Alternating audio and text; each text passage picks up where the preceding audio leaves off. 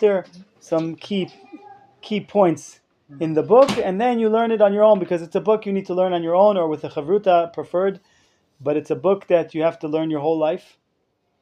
And from the greatest rabbis to the simplest person, they learned this book.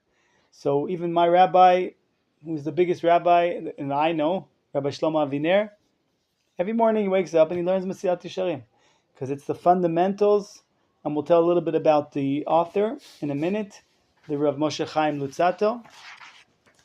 So we'll give a little introduction about the book, the layout of the book, and the first chapter, some points that I feel are important to share. Okay. So, first thing to know is very important, that this book, Messilat Yesharim, Path of the Just, is the number one bestseller after the Bible in the Jewish library. Wow. So, like, if you had to ask somebody, after the Bible, what book should I buy? The number one bestseller is Messilat Yesharim. So you can find thousands of classes and different styles and different books and endless amount of knowledge based on this book. Why is everybody so excited about this book? What's so great about it? So the answer is, the Ramchal lived 300 years ago. Can you please repeat the name of the book? Mesilat Yesharim, Path of the Just, in English. Mesilah means a track. Oh, wow. Oh, thank you, Rabbi. So, Mesilah means a track. Yesharim, in other words, Yesharim means to be straight. What does that mean?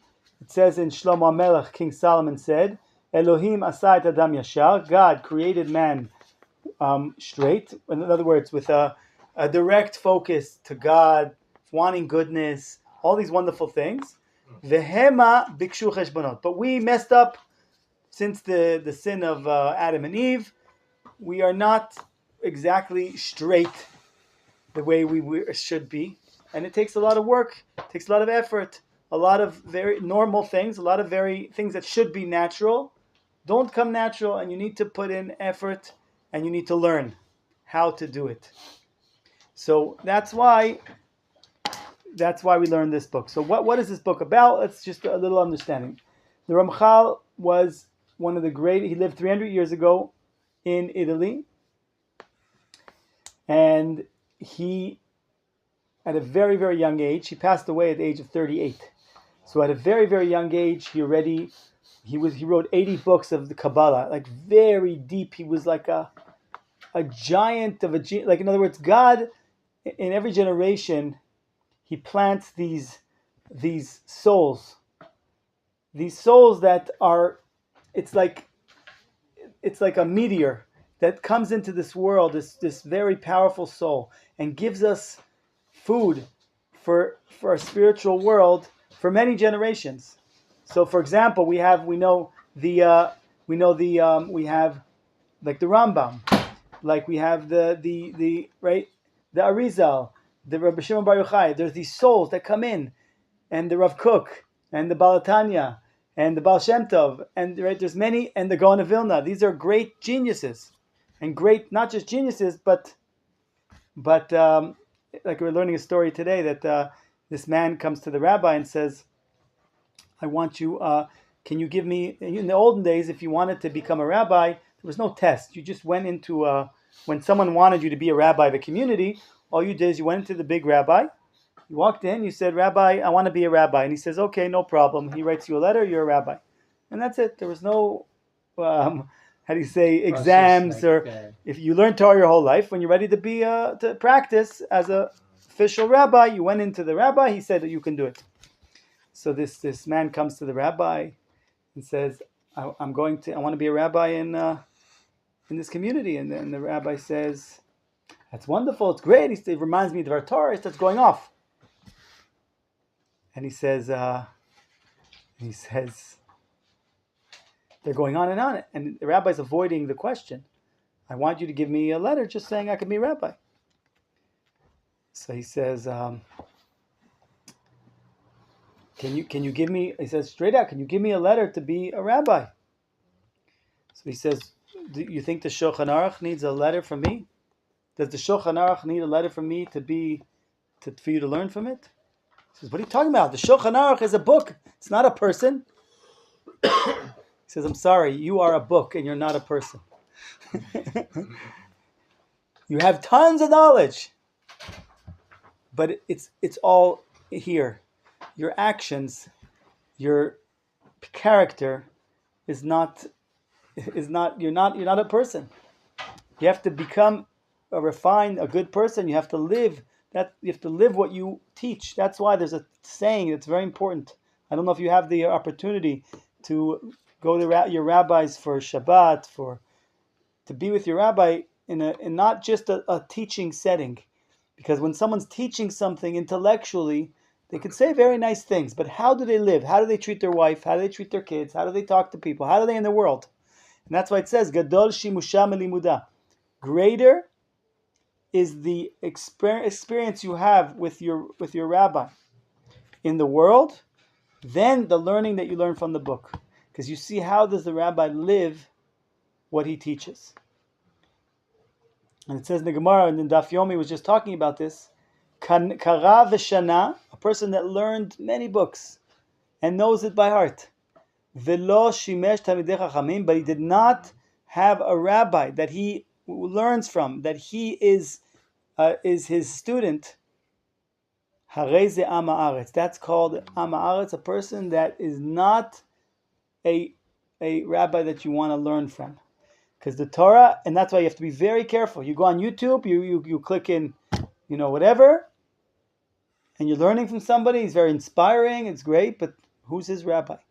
How is his midot? Because the Torah is Torat Chaim. It's a Torah of life, right? Like someone asked a professor of religion, of Judaism, why don't you practice what you teach?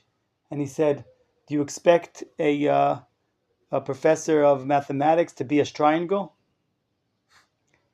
But in Judaism, the Torah has to be lived by your everyday actions. It's not enough that you can say beautiful statements and you can, quote many quotes and say things by heart. That's not what it's about. Do you live what you learn? So, the Ramchal, like we said, lived 300 years ago, one of the greatest Kabbalist of all times, and he lived right after the crisis of the false Messiah of Shabtai Tzvi, Shem Reshaim Yirkav. Hey, you heard of this man? The majority of the Jewish people and the rabbis said he was the Messiah, and it was a disaster on a national level. When they found out that he was doing all kinds of immoral behavior between men and women, all kinds of things that you can't even, I don't want to say it, and he ended up converting to. He came to the Sultan, he said, I'm the Messiah. Okay, let's chop off your head and see how the Messiah functions with his head detached from his body. No. I want to become a Muslim because I need to lift up the sparks. And he did all kinds of other things that he called in the name. So Kabbalah became, like in the Jewish world, like a witch hunt. Stay away from Kabbalah. Kabbalah is bad. And anybody who was teaching Kabbalah, they were very scared of. And the Ramchal was very revolutionary. He wrote his own Tehillim, 150 chapters of Tehillim. He wrote his own Kabbalah, his own Zohar. They asked him, how could you write your own Kabbalah? You're greater than the Arizal? He says, no, it wasn't time for the Arizal to reveal it. Now it's time to be revealed. I'm much less, but it's my time to reveal it.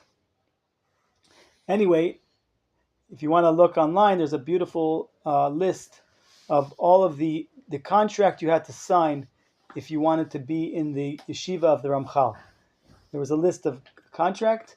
Nothing that I learn is for me. It's all for the Jewish nation. Everything I learn doesn't go to my reward. A whole list of incredible things of what you have to be to study at his yeshiva. Anyway, The rabbis, unfortunately, they went to the authorities, the government in Italy, and they said that the Ramchal is trying to rebel against the king. The king put the Ramchal in jail. Ramchal was in jail. The rabbis came to visit him, and they said, we put you here because you're teaching Kabbalah and all these things, and we don't let anybody teach Kabbalah anymore. We saw what happened. If you sign this document that you will not put out any more Kabbalistic writings, we will get you out of here, but as long as you have to swear by signature that you will not teach or learn Kabbalah. He signed it. His rabbi came to him and said, how dare you sign this? Your calling from God was to teach these teachings. You cannot stop he says, what do you want me to do? Die in prison? But always read the fine line. I wrote, as long as I'm in exile, I will not put out any Kabbalistic writings. And I'm going to Israel. He was 36 years old. He went from Italy to Amsterdam. In Amsterdam, he had a burning desire to write. So he said, let me think, what book is needed right now? He says, the most important thing that right now is needed is to explain to people what is a holy person that you need to follow. Because the holy person that everybody thought was holy was not. So people need to know what are the steps that you need to take in order to become a person that's called Baal Ruach HaKodesh. There's something called prophecy. Prophecy exists. The fact that we don't have prophecy today means that we're sick. There's something missing. It's not a normal thing. It's not a natural thing. In other words, we are not yet on the level of living our full potential. Each and every one of us, there used to be 1,200,000 prophets when we left Egypt. It says when we came to Israel, Kiflaim ki yotzei Mitzrayim, double the amount of people we left out of Egypt, 1,200,000 prophets. We only have documented the ones that were for all generations. We have the Tanakh, right? Or the Nevi, the Nach, Nevim Ktuvim. But we had millions of prophets. That's our natural state. But we're not there. Because in the time of the Second Temple, there was idol worshipping. Now, in order for us to live in a world that God created that's called freedom of choice, there has to be Ze lumat ze bara Elokim. There has to be a competition. There has to be a challenge. And you have to choose the right thing. So when there was prophecy, there was idol worshipping. Idol worshipping was very, very powerful. It was very compelling. If you would hear a lecture of a prophet and of an idol worshiper, you wouldn't know which one to choose. You would say, I'm choosing the prophet because God said I need to choose the prophet. But if you heard lecture of both, you would be confused. Because the idol worshiper knew how to talk and was charismatic and had great proofs for everything he brought. And so this is the situation. God decided to get rid of prophecy. At the same time, he got rid of idol worshipping. And we went down one level. Today we have something called Ruach HaKodesh, which is the highest level of spiritual growth or potential a person can reach in this world. Ruach is like wind. It's not God speaking to you, but you're driven towards it's Ruach. It's like wind. That's holiness that pushes you, pulls you towards doing the right thing in the way of God. That's called Ruach HaKodesh. It's a very high level. And then you have Ruach HaTumah. There's people, very powerful spiritual people, that are channeling in from the sides of evil. And by the way, you have to be very careful. You're not supposed to say, thank the good Lord. Because then you're saying there's like the bad Lord. There's one Lord, there's one God. And it reveals in different ways, in purity and impurity. And then there's the things that are neutral in life. Okay? You learn Torah. you're giving to your soul. You learn mathematics. It's not harming your soul. You're learning pornography. You're hurting your soul. So there's good, bad, and then there's neutral. Depends what you do with it. Okay? Secular studies are not bad. Just what do you do with it? So the Ramchal signed that he would not teach Kabbalah. His rabbi said, how did you do this? And he said, I signed that I'm going to Israel. As long as I'm in exile, I'm not going to teach Kabbalah, and I'm going to Israel. He came to Amsterdam, and he began to write this book. The Messilat Yesharim is a book that teaches you how to become a person that has Ruach HaKodesh. But wait, what do you mean? Any one of us can become Ruach HaKodesh? Potentially, yes. But the reason why we learn this book, and I'll explain to you the layout, but the reason is because we need to understand what it means to be connected to a person. This is the steps that there's no other way. The only way to get to become a Ruach HaKodesh is by taking these steps. Did the person that are we connected to the person that this is what he does? This is what he lives? Then we have the right person. If we're not, it's the wrong person. So we need to learn it to understand who we want to be connected to.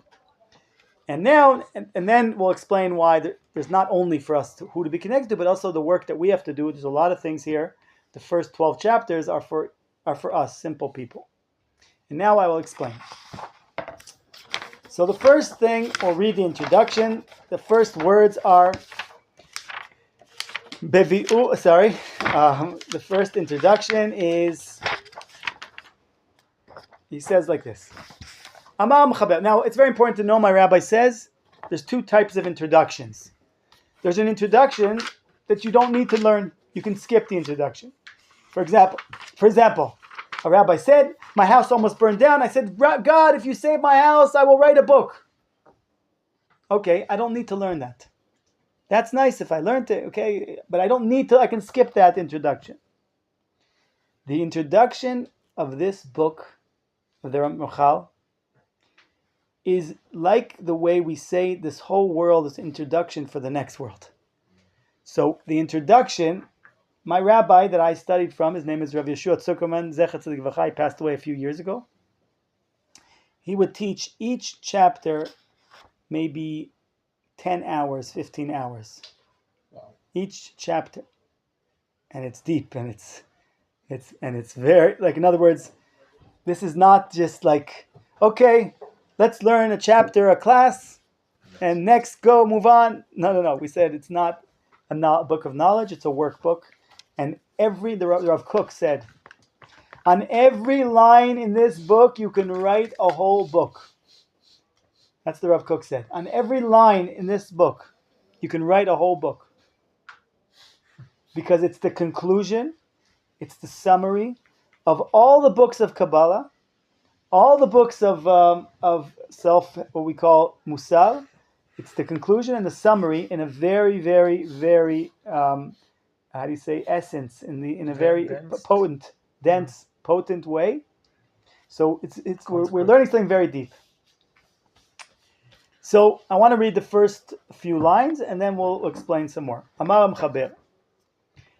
The author, he wrote, החיבור הזה לא חיברתי ללמד בני אדם אשר לא ידעו, אלא להזכירם את הידוע להם כבר, ומפורסם אצלם פרסום גדול. So he writes, first of all, and it's a big question, why would I learn a book like this? He writes, nothing in this book is to teach you something you don't know. Right? So first of all, a disclaimer, don't come into this book trying to think, okay, what am I going to get, what new thing am I going to learn out of it? Your mind has to be in a different mindset. I'm not here to learn what I'm going to learn new. I'm going to learn how to live what I know, how to take what I know and put it into my unconscious, not just my conscious. Right? So like even in the middle of the night, I get woken up, I know what to do. How will I live what the Torah says? How do I live it? So, and therefore he writes, and therefore So that's one idea. So I want to give one more idea about. So it sounds a strange thing. Why do I want to learn a book? I'm not here to teach you anything you didn't learn. So the Ramchal is telling us here a very big secret. It says in the Gemara Nida that a child in the womb is like a person bent over with a candle on his head, and he sees from one end of the world to the next, and he studies the whole entire Torah. And then when you come into the world, the angel taps you on the mouth, and you forget everything. That's the Gemara. Yes? That's the Gemara Nida Daf Nun, the 50th page. So the question is, so the Ramchal is telling us, what we're learning here is just like every other Torah that you learn. Whenever you learn Torah, you are not learning something new. So why do you read it from the book? It's all inside. The reason why you're learning it from the book is because it's like a car that the starter's not working. So you need to jump start it, or you need a starter. What is a starter? A starter is something external that awakens the flow. The idea of learning Torah is to open up the flow of the Torah that's inside of you. Everything is there. You're learning it externally in order to awaken the internal Torah that's inside of you. So that's what he's trying to say. This book is a book like every other Torah book. Right? And number two, if it's like any other Torah book, it's meant to be learned with a chavruta. So the Torah says, "V'dibarta bam," you have to speak to it. You don't speak to yourself. You speak to somebody. So the Torah is meant to be learned with chavrutot. That's the ultimate way to learn Torah. And you have to be very careful nowadays. There's an amazing story of Rabbi Eliezer. He was going to die. He was on his deathbed. And we know rabbis, before they left, they would give the biggest secrets over. And this is in the Gemara, Brachot. Rabbi Eliezer was dying. They said, "Rabbi, teach us your last message." And he says,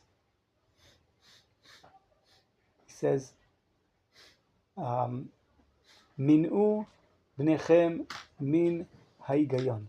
Keep your kids away from learning Torah.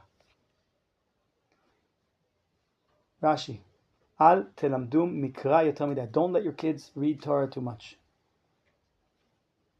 Rabbi, what?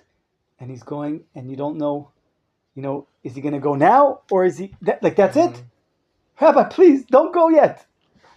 Don't teach your kids too much Torah. Ela hoshivum ben birkei talmidei chachamim v'yilamdum. Sit them before the great sages, the rabbis, and let them teach them, not them reading on their own. And today we understand how important this is. You have internet, you have computer, you have phones. You could be all the time learning, and that's amazing. At least you're not looking, just stupid computer games there and garbage. But even that is not the way the Torah is meant to be learned. Torah is learned with a chavruta, with a rabbi, where you sit, where you clarify, where you understand, where you ask questions, where you experience life being being generated into you from this living experience of a rabbi who got from his rabbi, all the way to Moshe Rabbeinu. And this is how you connect to the entire chain of the life of Torah, is through learning from a living human being, and not from screens. It may feel like it's real, it may feel like it's the same thing. It's not the same thing. It's not real. Again, I'm not discouraging anybody. You're driving your car, you're on your own. Take advantage of every time you have, and use, if you have this phone, I recommend not to, but if you do have, use it for Torah. I'm not saying anything bad, but I'm saying there's still levels of what's the appropriate, the most, how do you say, the most preferred way of learning Torah is sitting before a person, a rabbi, and being given the word of God. So now I want to jump a little bit around.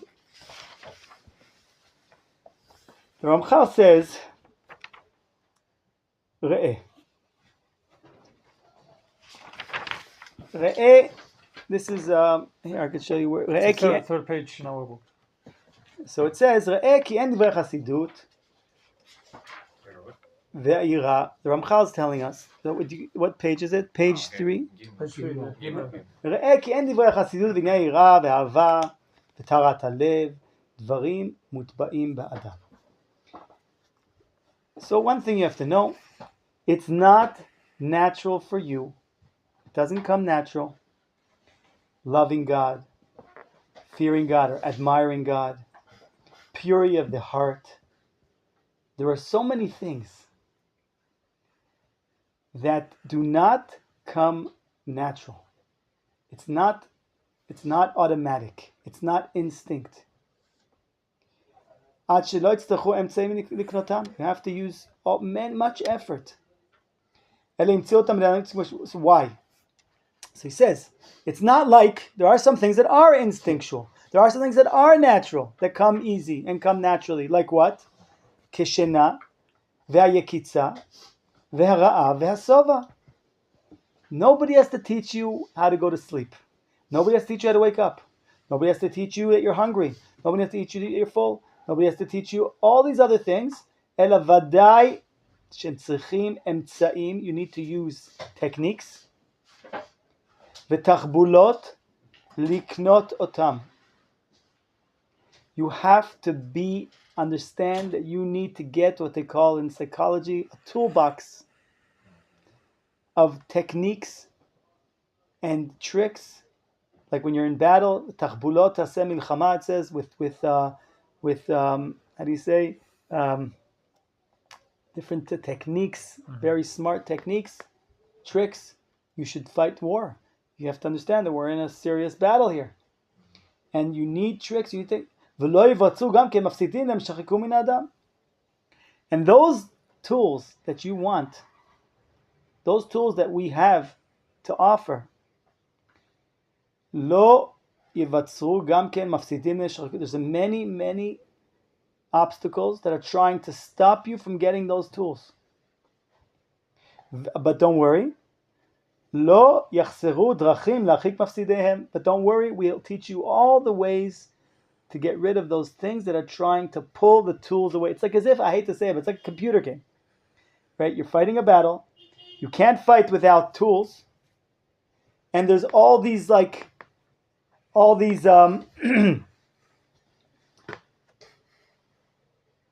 things that are trying to make it difficult for you to get those tools. But don't worry, we have all of the ways to get to keep those things that are trying to help you lose to get those tools. We have everything. We've been around a long time. We know the Yetzirah. We know how he works. We know him inside out. We know how to identify him from a million miles away. We know everything.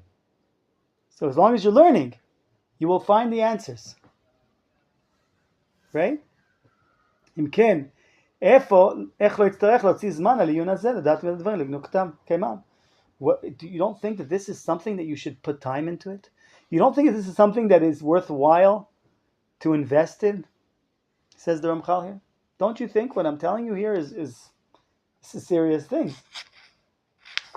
Okay? Yeah, because the world is very distorted. Like there's a lot of interruption. Exactly. But we have the answer and the solution to everything. It says in the Torah, don't put a stumbling block in front of a blind person. So there was a rabbi that asked once, one of the names of the Yetzirah is called Michshol, stumbling block. So why did God give us a stumbling block? So he said, there's no problem. If you have a stumbling block, but if you surround it with a fence, and you put signs and lights and things that say, stay away, careful, move, take left, it's okay. Yes, God did put the stumbling block, but he also gave us the Torah that gives us all the protections, and we know exactly how not to go not to fall into the trap. So therefore, it's okay. And there's a reason for it that we said, freedom of choice, the ability to choose God. Now, I'm jumping to Huma she'amar Moshe Rabbeinu alav hashalom melamdenu. So obviously, the book has to be based on a pasuk. What pasuk? Do you see it? Give me your book. I'll find it for you. Hey. Right? That's the beginning of chapter 1. Yeah, here. Humash Moshe Rabbeinu alav shalom, and this is what Moshe Rabbeinu alav shalom. This is what he taught us. Okay. Now let's. This whole book is based on a pasuk. This pasuk. The pasuk is in the book of Dvarim, in the parsha of Ekev, which is interesting. The Rav Tzura explains how every parsha is the big picture, and then the details. So, like Vayera Lech Lecha. So Vayera is like who is Avram Avinu in general. Lech Lecha is who is Avram Avinu in detail. So Ekev is the second one. What was before that was Vayetchanan, Ekev. Vayetchanan is the giving of the Torah, and then Ekev was how to live it in the details. Moshe Rabbeinu in the desert tells the Jewish people, I want everybody to stop. I have one question. Because we know there's a saying that sometimes because of all of the trees, you don't see the forest, right? So let's stop and see what is it all about? What's it all about? Don't look inside what it says, and I'm asking you a question. And David, you can't answer. It says, Moshe Rabbeinu stops and says, Ma Hashem Elohecha shoel mi'imach. Moshe Rabbeinu says, stop. I'm asking you a question. What does God want from you? And he says, God wants 5 things. Later prophet says only 2. There's many different prophets. There's 2, there's 13, there's 20. Moshe Rabbeinu said 5. Because he wrote 5 books. Moshe Rabbeinu asked, and you can answer, what are the 5 things that God wants from you? Go.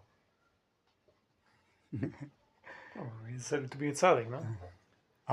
Shemesh first. Oh, so what's your name again? I'm sorry. Israel. Yitzchak. Yitzchak says Israel. mitzvot.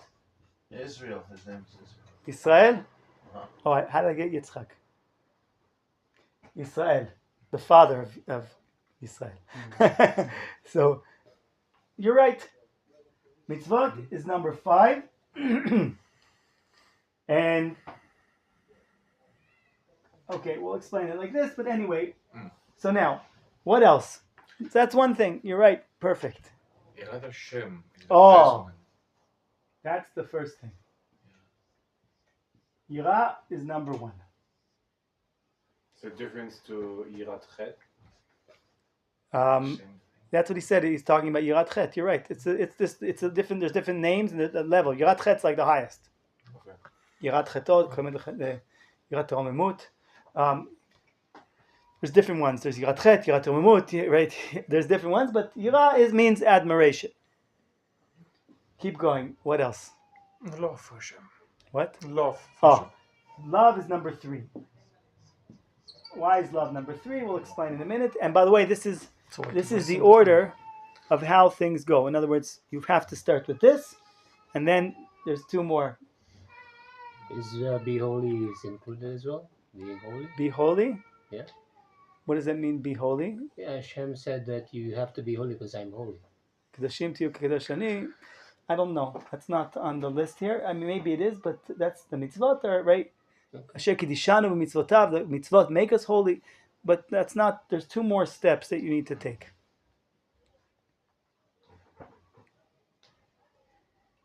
And in other words, there's something in between yirah, right? I admire someone. I admire God. I want to get close to Him. What do I have to do to get close to Him? It's not enough to just say, God's amazing. What do I have to do? I want to get close to God. And then I can feel love. But there's something I have to do. Torah? To follow His way. Oh, genius. Remind me the name again? Moshe Rabbeinu. So, Vehalachta bidrachav. The Rambam says, where do we learn that we have an obligation to become a better person? The Western world, the followers, the descendants of Esav, Esav comes from the word Esav. It's the letters, Rashi says, Asui. made, perfect. Why? Because when he came out, he had coloring, he had hair. Everyone said, wow, he looks like he's already baked. Looks like he's already a full human being. That's the philosophy of Esav. You're perfect the way you are. You don't need to change. An animal is born. It does what it needs to do, and that's from the day it's born till it dies. There's no development. There's nothing to develop. You're perfect the way you are. Actually, if you even try to change, you're going against God. Because God made you this way. And if you're trying to change it, you're saying that God's not perfect. To accept yourself. Be who you are, and that's it. You're perfect. But we say, no. We're the students of Yaakov. Yaakov has two names. Is there a better color here? Yaakov has two names. Yaakov and Yisrael. Yaakov means Ekev. Why was he called Yaakov? Because he was holding on to the heel of Esav. What's the furthest place from your head? Your heel. Right? Your heel is the furthest place from your head. Yaakov says, we start in a very low place. In the words of the Maharal, there's something called Bekoach or Befal. Bekoach, in potential, I can be huge. But Befal, in practicality, I'm very, very small. I have the potential. I have the ability. You need to grow. You need to work. You need to change. Your whole purpose in this world is to change and to grow. And you have to become Li Rosh. I have a head. I make my decisions. I communicate. The Rambam says that the first thing we learn in the Shulchan Aruch, the first halacha, is that you should Shiviti Hashem Agditamei. You should stand before God. And you should always imagine that you're standing before the King of all kings, because you will not behave in the way that you do if you think that you're standing in front of a king. The way you talk, the way you think, the way you walk, the way you eat, everything will be different if you're standing in front of a king. Where does this come from? Where does Shulchan Aruch bring this from? From the Moreh Nevuchim of the Rambam. The Rambam says that you should be like you're standing in front of a king. Who's that king? Your sechel. Your intellect, your sechel is the highest level of your existence. And that is what communicates with God. So when you're standing before a king, is yourself. You are the king. But in your royal state is how you communicate with the creator of the world. So you need to go from Ekif, from a very low place, through development. Again, I didn't mention this. The Gaon of Vilna, who was another one of these meteor souls that was, was planted in this world, says, when he heard about this book, they lived around the same time. The Gaon of Vilna was the greatest genius ever lived. He put on his Shabbos clothes. He walked very far to go, and he paid a humongous amount of money to buy this book. You go to the store, Messilat Yesharim, 50 shekels, 100 shekels, whatever, you buy the book and you have it. We're talking about thousands. And he came and he studied the book 101 times the first day he got it, and he said, I'm going to study this every single day of my life.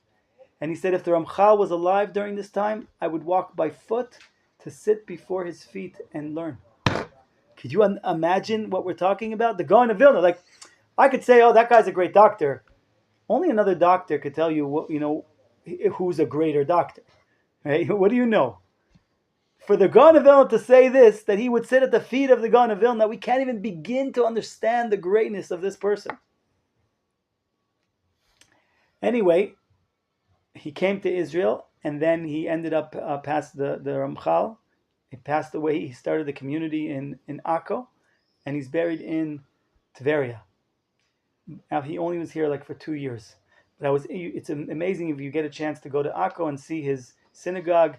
It was built in a very interesting way. You had to go downstairs, and in a hole, the chazan goes downstairs into a hole and davens there. And they have a Sefer Torah that was out of deer skin. It's all this amazing things. It's worthwhile to go and see it. And if you get a chance, if you're in Tveria, to go to his grave is a big zchut. Anyway, so the Ramchal, the Rambam says, from where do we learn that we have to become better people, that we have to work on our character? And he says, from this pasuk is the obligation. You have to walk in God's ways. What does that mean, walking in God's ways? There's a book that the Rambam wrote that's called the 8 Chapters of the Rambam. It's the introduction to the ethics of our fathers. 8 chapters. He explains this is what you need to know before you go into learning the ethics of our fathers. People just learn it. Oh, nice ideas. No, you need to. How do you say? You need to have a machina. How do you say a preparation? You need to go to a introduction class before you can open up the Pirkei Avot. And on the 4th chapter, he talks about what does it mean walking in God's ways. Walking in God's ways means the middle path, means being balanced. Derech ha'emtza. And the whole 4th chapter, he brings 30 different examples of what it means to be. You can't be a person that is afraid, is an extreme. He calls it a mental illness. And you can't be a person that has no fear, that puts yourself in danger. What's the middle path? Gvura, which means a soldier is going to run into battle and put himself. Why? Because he's balanced. He knows I'm afraid, so that helps me be cautious.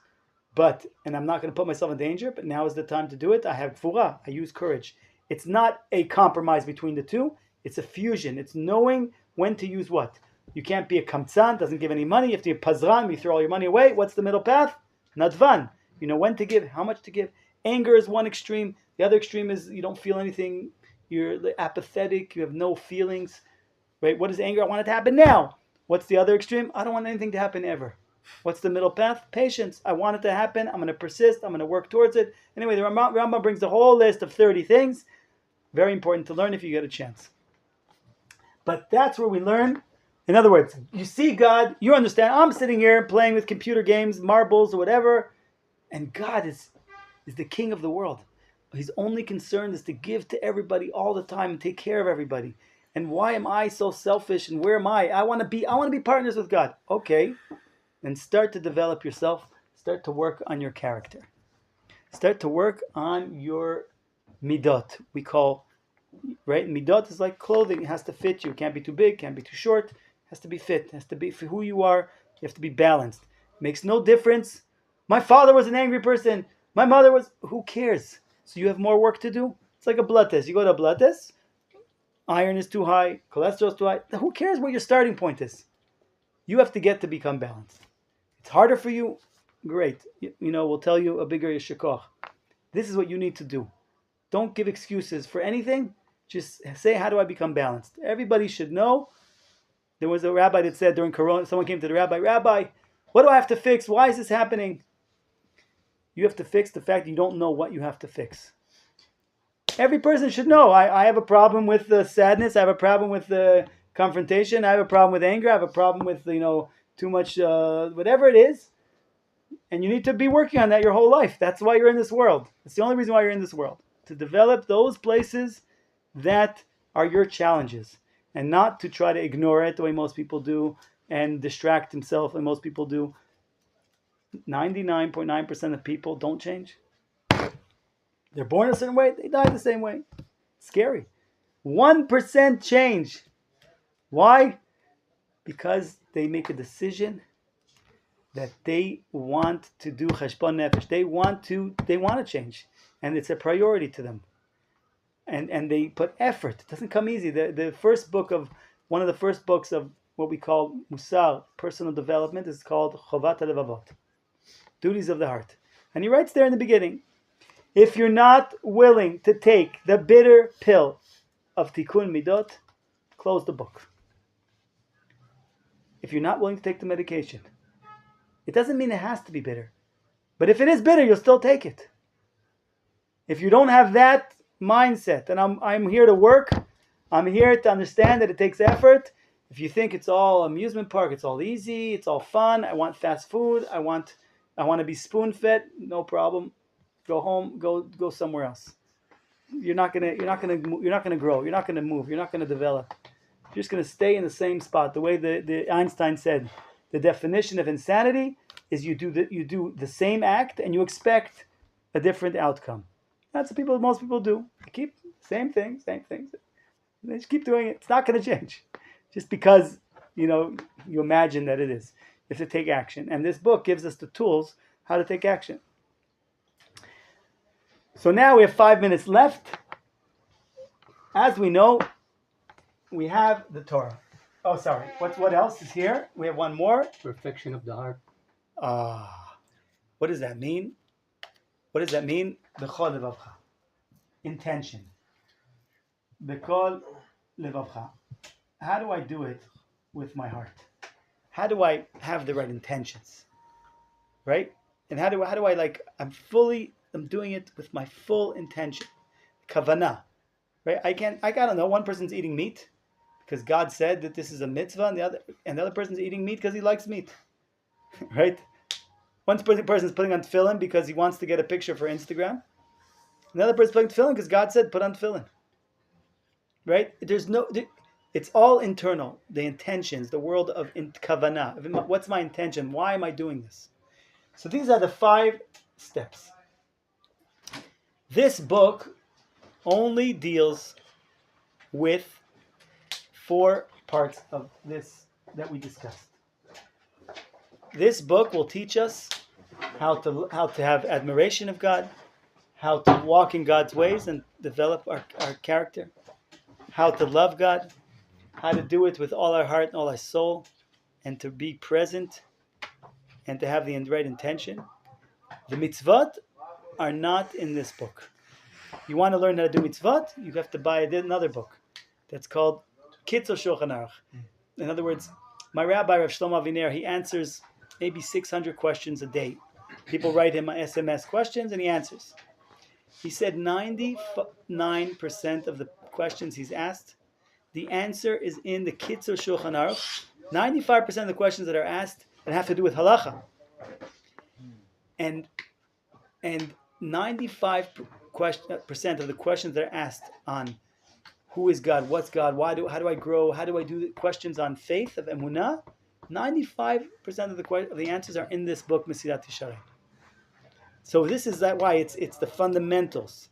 It's everything you need to know. Pretty much all the things you'll come across with are here. So the mitzvot are not going to be discussed in this book, but they will be discussed in. You want to learn the mitzvot? You have another book, Kitzur Shulchan Aruch. So I recommend everybody take time also to learn the Kitzur Shulchan Aruch. It's very important to go through the basic halachas of each day: eating, sleeping, Shabbat. At least you know the basics. Very important. We have a few minutes. I don't know how to keep going. I'll explain as much as we can. We'll do. We have a hard stop in 3 minutes, and that watch tells me keep going. Anyway, so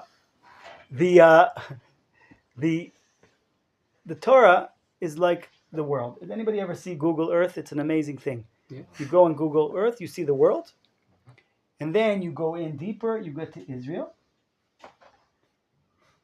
Then you go in deeper. You get to Jerusalem, and then you go in deeper. You get to the street here, and you see Moshe waving.